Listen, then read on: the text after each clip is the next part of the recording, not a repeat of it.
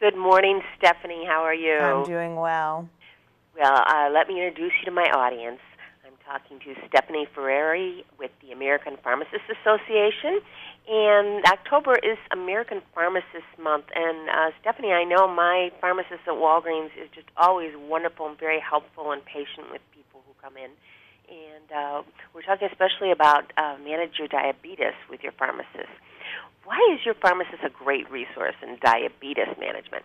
Well, pharmacists are considered the medication experts. We go to school for 4 to 6 years to learn about medication therapy, and really we should be a great resource for patients, especially with diabetes, so that we can tell you the right time of day to take your medications, whether or not it should be taken with food, the effect that the medications might have on your diabetes control. So pharmacists really are valuable for people who have diabetes, to educate them also about their diabetes in general and the disease and how it affects them. So I encourage all patients to make sure that they get to know their pharmacist, just like you have a pharmacist that you know at Walgreens.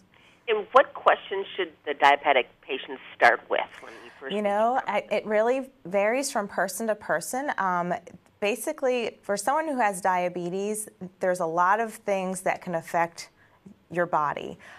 Typically, people should be monitoring their blood sugars, and if they do not have a meter at home where they're monitoring their own blood sugars without their doctor, that is something a pharmacist can help them pick out what type of meter is best for them. And there's so many choices over the counter that it can be very overwhelming. So that's one thing. If a patient does not have a meter, I would start with that question.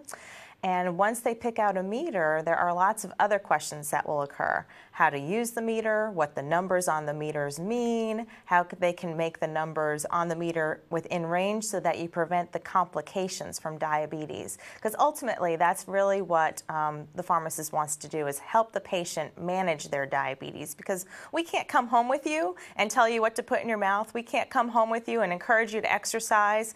You ultimately, at the end of the day, the person with diabetes has to manage themselves, but the pharmacist can be the coach in helping them assist manage their diabetes better.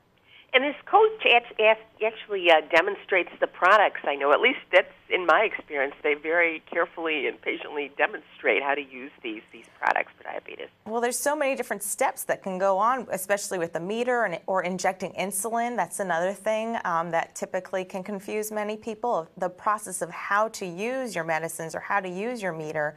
And we can walk you through the step-by-step process so that you're using it correctly, so that you get the most information to make informed decisions about your diabetes. And what other services are available from pharmacists that people are not taking advantage of? Maybe they don't know. So one thing I think when I think about diabetes, I mentioned already, is you want to manage or prevent, actually I should say, the complications.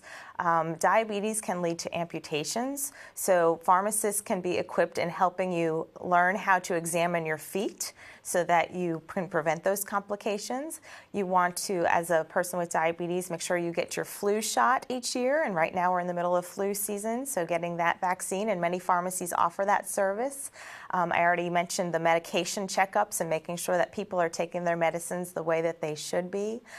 Making sure that they get their blood pressures also taken. That's another important thing, because people with diabetes can have more heart attacks and more strokes, and they want to make sure that they keep their blood pressure under control. So those are some of the other services that we can also offer that many people may not be aware that pharmacists are able to educate people about.